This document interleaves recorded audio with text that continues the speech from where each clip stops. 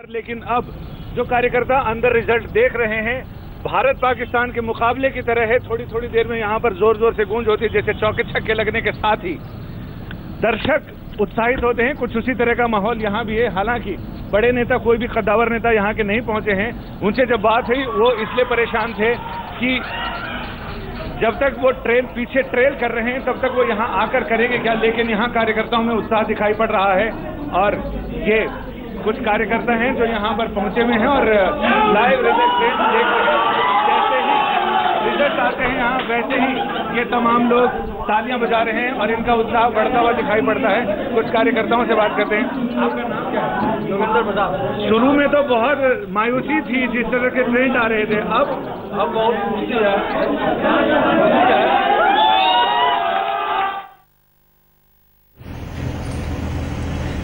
और ये तस्वीर जो हम दिखा रहे हैं, लाल कृष्ण आडवाणी का जन्मदिन है, तो वहाँ पर प्रधानमंत्री मोदी पहुँचे हैं। प्रधानमंत्री मोदी आप देखिए, ये स्क्रीन पर इस वक्त दिखाई दे रहे हैं, वो लाल कृष्ण आडवाणी के जन्मदिन पर बधाई देने पहुँचे हैं। आज जन्मदिन है और ख़ास तौर से बिहार इलेक्शन में एक भी रैली नहीं गए लाल कृष्ण आडवाणी, ये भी एक बड़ी बात है। इससे पहले के तमाम चुनाव में लाल कृष्ण आडवाणी की रैली बिहार में जरूर होती, लेकिन ये पहला मौका, इस बार रैली में नहीं गए। लेकिन बावजूद इसके जो जीत की दिशा में बीजेपी बढ़ रही है, वो एक संकेत है कि एक नए युग की स्थिति जो बीजेपी के भीतर नरेंद्र मोदी के आने के बाद से पैदा हुई, और उसमें इस बात का कहा गया कि जो 75+ की स्थिति में है वो अब मार्गदर्शक की स्थिति में आ जाएं, वो बताएं कि पार्टी को कैसे काम करना है, किस रूप में करना है। लेकिन आज सुबह ही ट्वीट किया प्रधानमंत्री मोदी ने, ट्वीट करके बताया कि राजनीतिक गुरु उन्होंने करार दिया लाल कृष्ण आडवाणी को, और अब चूंकि आज उनका जन्मदिन है तो उन्हें बधाई देने के लिए वो पहुंचे हैं उनके घर पे। वहां की भी तस्वीरें कुछ देर में दिखाई देंगी। लेकिन ये आज का दिन कई मायनों में भारतीय राजनीतिक इतिहास के लिए बहुत महत्वपूर्ण है, क्योंकि बीजेपी जैसी जगह में और बीजेपी की मौजूदगी बिहार में कभी इस रूप में रही नहीं। पहली बार अगर ये मौजूदगी है तो कई मिश्रण है। और ये एक दूसरी स्थिति हम दिखा रहे हैं, ये नारे लग रहे हैं जनता दल यूनाइटेड के दफ्तर में, यानी जनता दल यूनाइटेड को भी ये मैसेज है कि वो किसी रूप में। संजय, आप वहीं पर मौजूद है, जरा बात भी कीजिए। उत्साह का माहौल उधर भी है और इधर भी।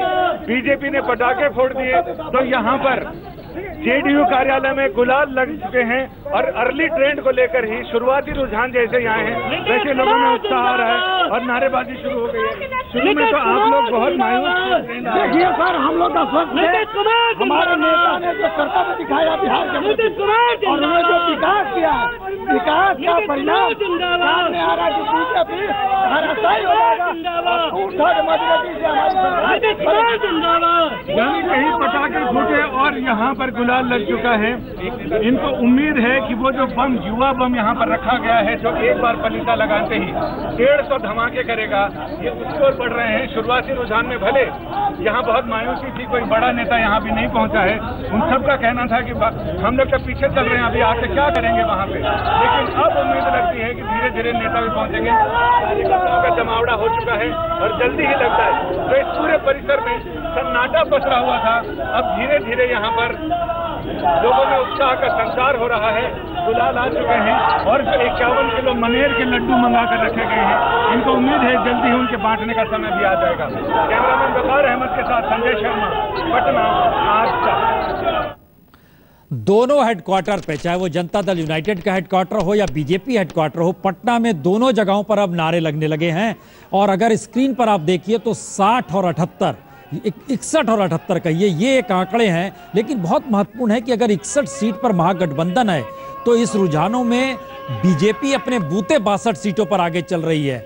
और बीजेपी के भीतर इसलिए कहीं ज्यादा उत्साह, पटाखों की लड़ी, फुलझड़ियां, सब चीज वहां पर है, पटाखे, बम, सब चीज छोड़े जा रहे हैं, शंख बजाया जा रहा है, सारी स्थितियां हैं। लेकिन दूसरी तरफ जनता दल यूनाइटेड के हेडक्वार्टर में धीरे धीरे वो उत्साह जाग रहा है, उल्लास जाग रहा है। उन्हें लग रहा है कि धीरे धीरे वो चुनौती देने की स्थिति में आ रहे हैं, जिसका जिक्र हो रहा था कि क्या कछुए की गति से वो आगे बढ़ते बढ़ते उस दिशा में बढ़ जाएंगे। हालांकि 142 सीटों के रुझान आ चुके हैं और बहुत ही सहमे तरीके से प्रतिक्रिया अभी दिल्ली के नेता कोई नहीं दे रहा है खुले तौर पर। हालांकि शहनवाज जी आकर सुबह कह गए 2/3 बहुमत अपने बूते, सीएम हमारा, सारी बातें वो कह गए।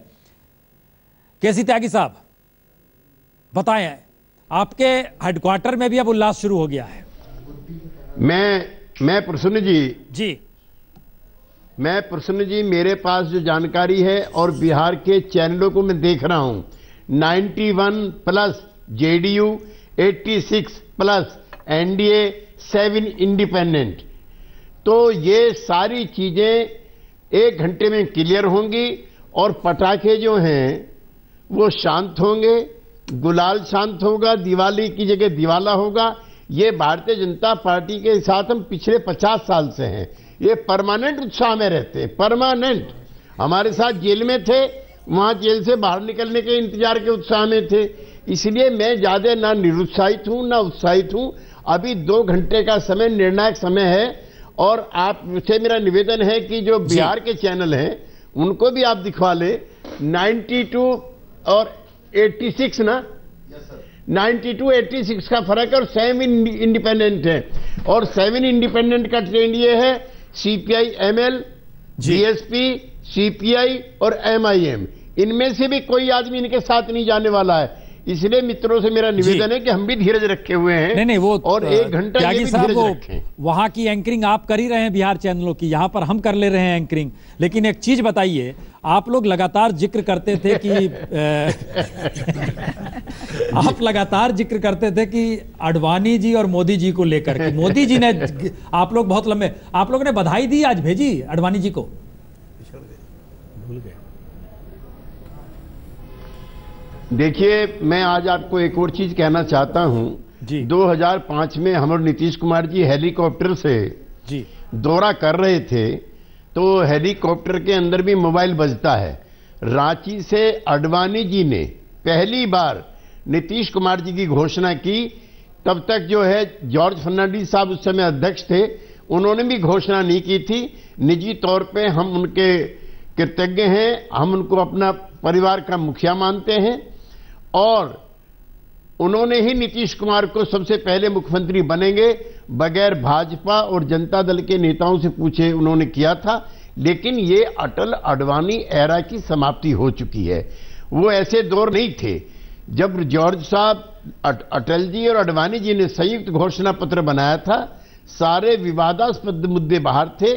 आज तो कोई एनडीए है नहीं, एनडीए किसी नेता की स्थिति है क्या जो जॉर्ज फर्नांडिस की थी? मंत्रिमंडल कौन होगा, इसमें भी जॉर्ज साहब थे। क्या विभाग किसको मिलेगा, ये सलाह मशवरा में भी वो थे। अब तो जिस तरह का वहां पर अकाली दल के साथ, शिवसेना के साथ, औरों की तो खैर को मैं स्थिति मानता नहीं हूं, तो वो एक बहुत कोहेसिव अरेंजमेंट था और हमें फक्र है वो अलग पार्टी में होंगे। अटल अडवाणी एरा जो था उसकी जो सहिष्णुता थी, कंधमाल में प्रसन्न जी दंगा हुआ था, अटल जी का वक्तव्य मुझको याद है, 2 ईसाई मारे गए थे, उन्होंने कहा मेरा सर शर्म से झुक जा रहा है। हम समूची विश्व की मानवता की चिंता करते हैं और कल के कार्यक्रम में जो सहिष्णुता के लिए हुआ था उसमें असहिष्णुता पत्रकारों के साथ ही देखने को मिली। तो नीतीश कुमार ने ये कोई अच्छे लक्षण नहीं। जी बिल्कुल, नीतीश कुमार ने ट्वीट किया है जिसमें उन्होंने बिहार की जनता को जबरदस्त समर्थन के लिए महागठबंधन को जो दिया है उसके लिए उन्होंने उसको थैंक्स कहा है। नीतीश कुमार जी का ये ट्वीट आया है। और एक चीज बताइए आप हमें, ये जो एक जानकारी, हमारा सवाल ये था कि आप लोगों ने बधाई दी या नहीं दी अडवाणी जी को? आपके साथ दौड़ रहे हम सब लोग जो हैं उनको बधाई देंगे, चूंकि सुबह से ही तो आप और आपके मित्रों ने हमें इस लायक भी नहीं छोड़ा है कि हम बधाई भी दें।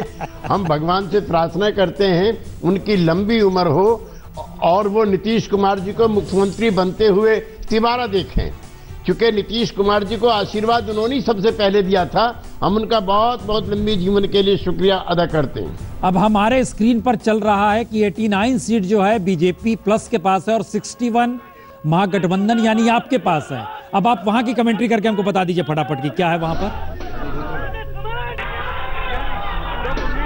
97 जेडीयू प्लस, 91 बीजेपी प्लस और 8 एक और बढ़ गई है, ये अन्य, और अन्य में कोई भी भाजपा समर्थक नहीं है। 98, 91 and 8। चलिए, हमारे स्क्रीन पर जो आ रहा है उसमें 61 सीटों पर जनता दल यूनाइटेड प्लस आगे चल रहा है, 90 सीट पर बीजेपी है।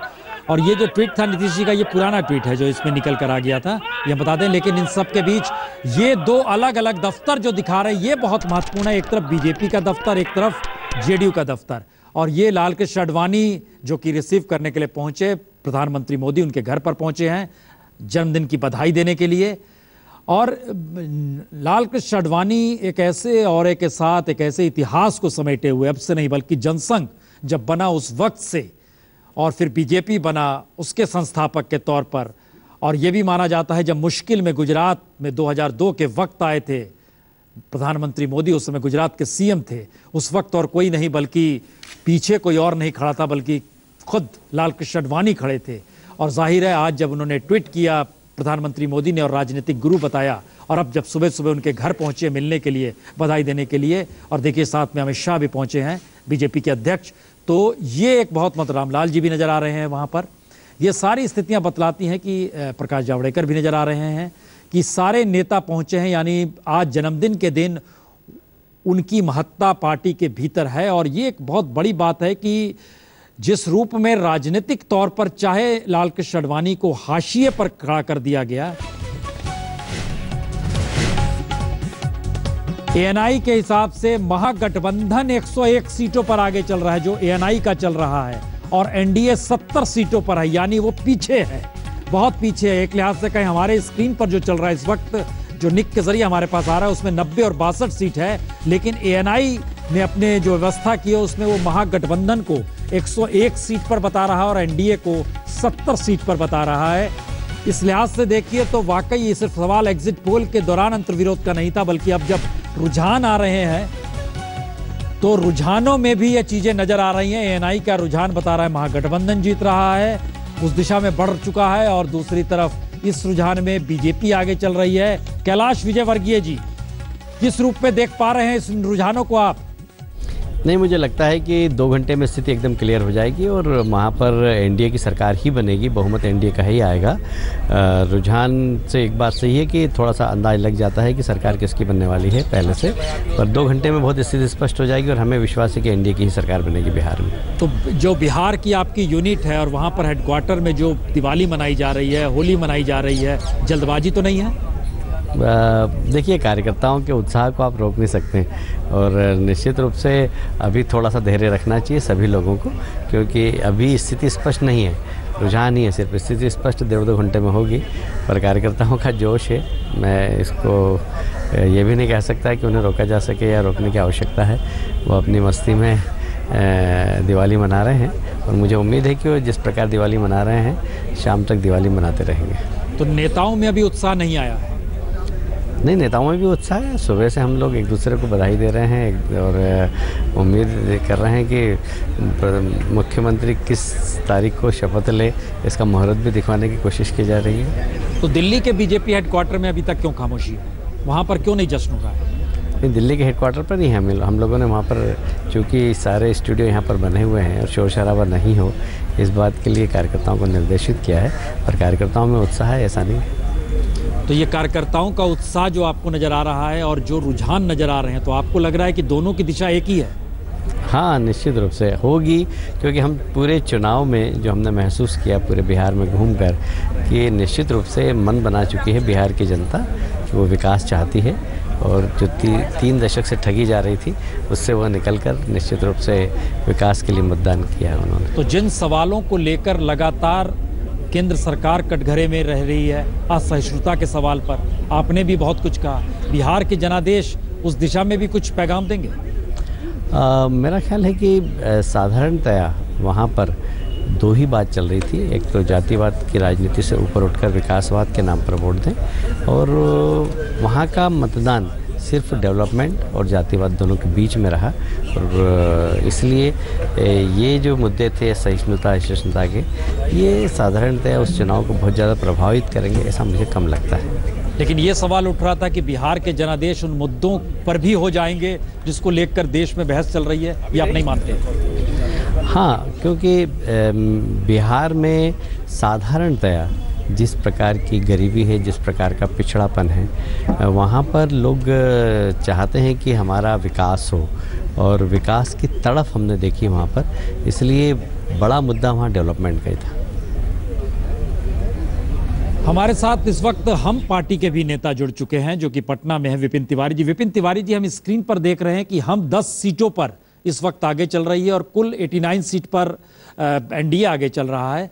हम के लिए ये मौजूदगी बहुत बड़ी मौजूदगी है, चूंकि 22 सीटों पर आप चुनाव लड़े हैं और आपको कोई भरोसा है, क्योंकि लगातार जो स्थिति बन रही है रुझानों में, वो आगे पीछे वाली भी बन रही है।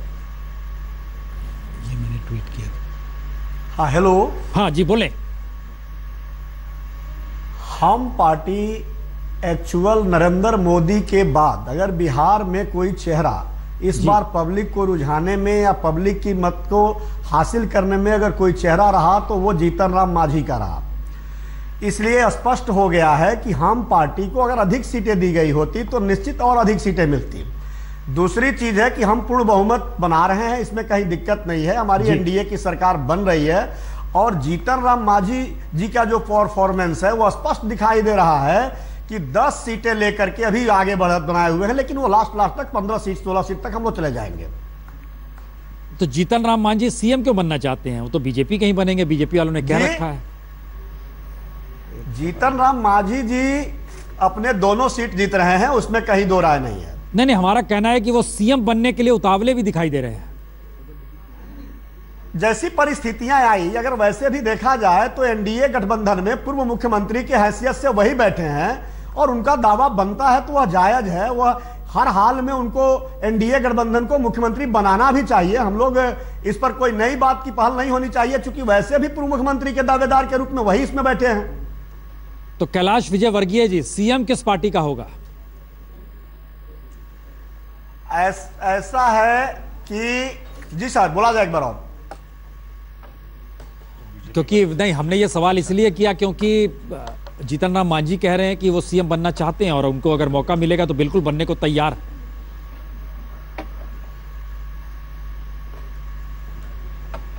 कैलाश जी, उन्होंने कहा कि अगर मुझे मौका दिया तो मैं पीछे नहीं हटूंगा।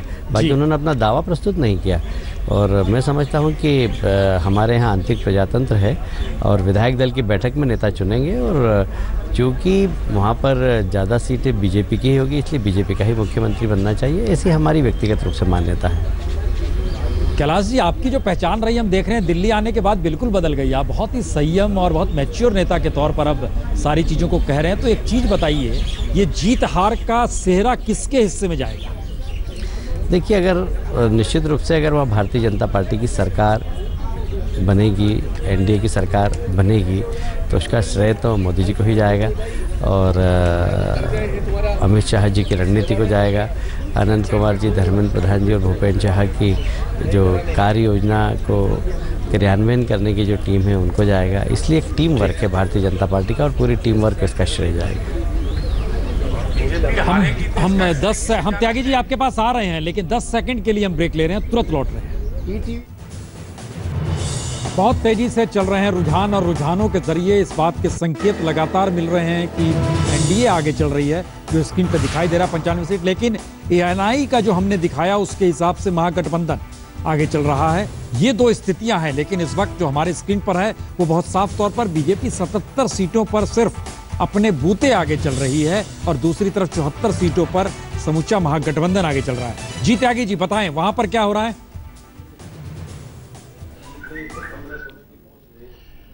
मेरी जानकारी के मुताबिक जो एएनआई का ताजा फ्लैश है जी, जेडीयू प्लस 119, बीजेपी प्लस 87 और जो अन्य हैं वो 7।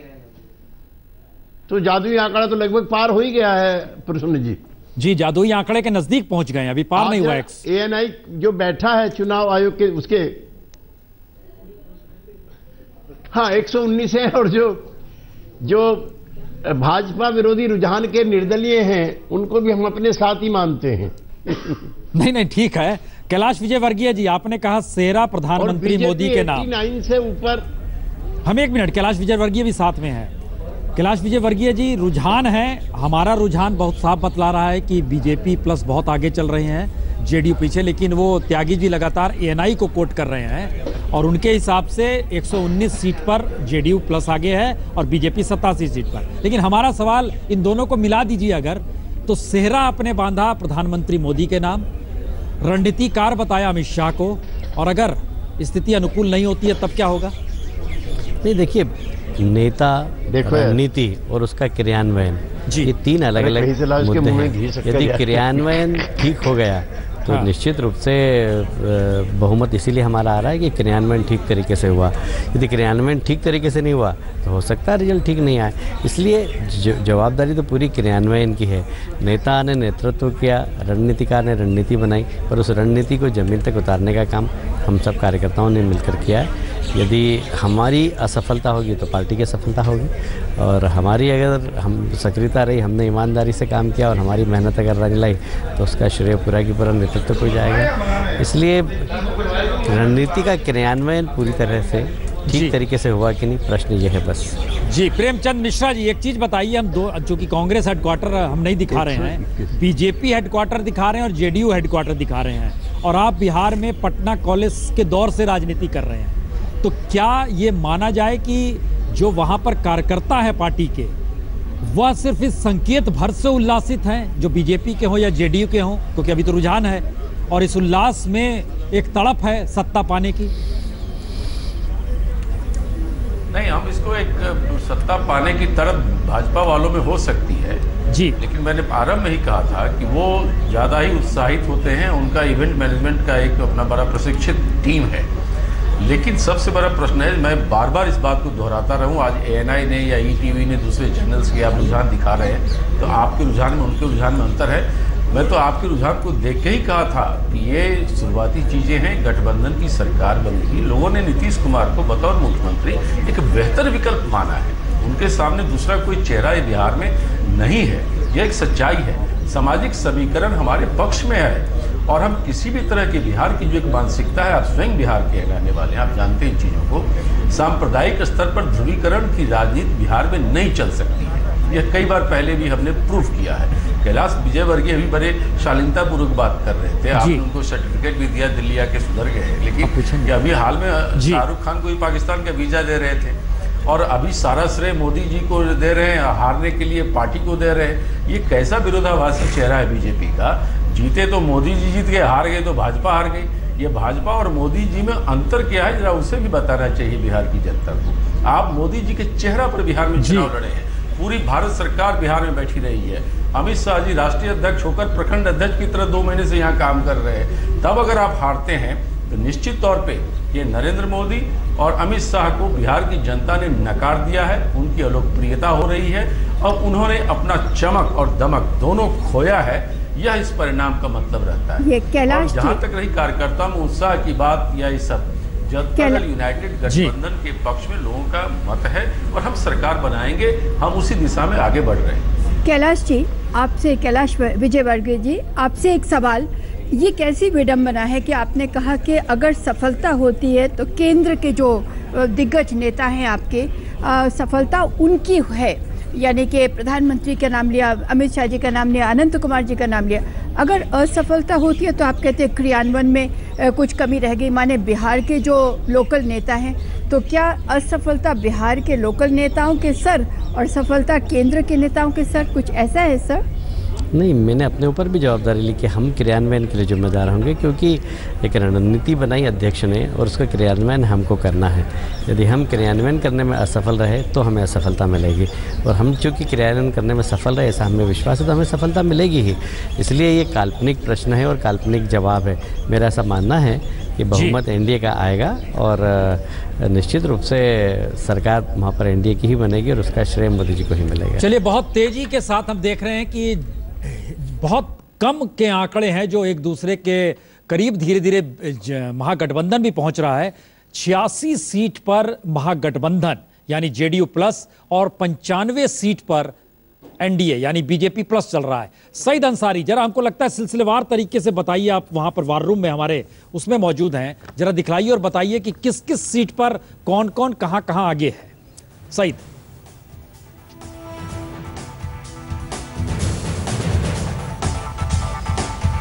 बिल्कुल प्रसून, आंकड़े जो हैं वो महागठबंधन अब तेजी से आगे बढ़ा है, लेकिन एनडीए प्लस एनडीए जो है वो काफी आगे यहाँ पर है और उसमें सबसे बड़ा दल बीजेपी सबसे आगे है। अभी 78, 95। देखिए यहाँ पर अगर हम करें सबसे पहले तो बीजेपी और उसके सहयोगी जो हैं वो 95 रुझानों पर आगे चल रहे हैं, 87। हालांकि महागठबंधन का जो आंकड़ा है वो तेजी से आगे जरूर बढ़ा है, लेकिन यहां पर एक बहुत दिलचस्प बात है वो देखने वाली यह है कि बीजेपी 78 पर आगे है, लेकिन उसके जो साथी हैं रामविलास पासवान हो भले वो काफी आगे बढ़ गए हैं और बहुत ही जबरदस्त प्रदर्शन यहां पर जीतन राम मांझी का देखने को मिल रहा है। और इसी तरह से अगर महागठबंधन का भी जिक्र करें हम तो महागठबंधन में भी जो कांग्रेस है उसे फायदा है। पिछली बार कांग्रेस की 4 सीटें थी, लेकिन कांग्रेस इस बार आगे बढ़ी है।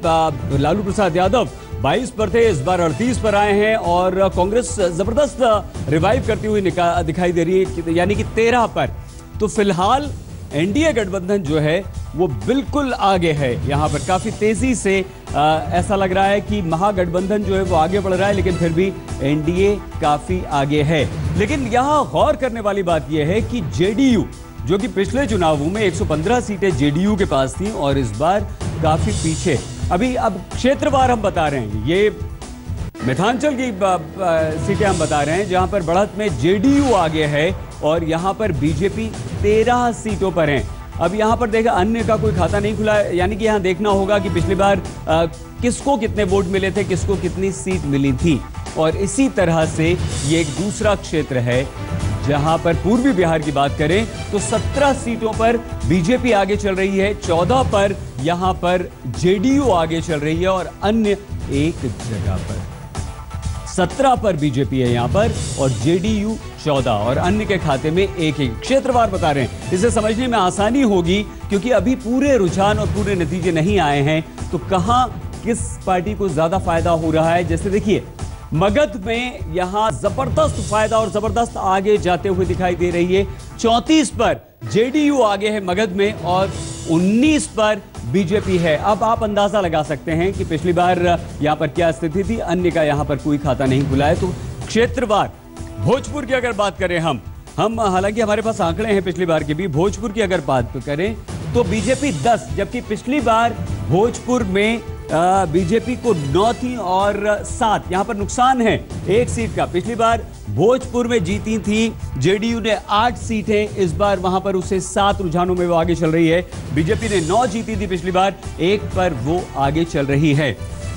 अब हम बिहार के पूरे नक्शे के जरिए आपको बताने की कोशिश करते हैं कि कहां पर बीजेपी और कहां जेडीयू या बीजेपी गठबंधन, एनडीए और महागठबंधन। ये जो आप रंग देख रहे हैं इस वक्त, ये भगवा रंग जो है ये बीजेपी और साथियों का है, यानी कि ये आप अंदाजा लगाइए कि पूरे बिहार में बीजेपी, और ये जो हरा रंग आप देख रहे हैं ये जेडीयू प्लस का है, यानी कि आप मधुबनी इलाके में, इसके अलावा मधेपुरा, खगड़िया और नीचे आ जाइए जमुई, और बीजेपी 99 पर और 89 पर है जेडीयू। तो यानी कि अभी जो हरा कलर आप देख रहे हैं वो जेडीयू प्लस का है और बीजेपी का जो दूसरा कलर देख रहे हैं, और एक जो दूसरा कलर आप देख रहे हैं, आप एक मरून कलर आप देख रहे हैं, वो अन्य हैं, जो कि अन्य आगे चल रहे हैं 6 पर, जो कि पिछली बार 6 जो थे वो थे। अब हम वोट शेयर दिखा देते हैं आपको यहाँ पर, इससे भी अंदाजा लगाया जा सकेगा। हालांकि बहुत जल्द जो रुझान आ रहे हैं वो नतीजों में परिवर्तित हो जाएंगे। तो वोट शेयर यहाँ पर अभी फिलहाल 196 सीटों की जो रुझान हमारे पास आए हैं, वो वोट शेयर की अगर हम बात करें तो कितना है।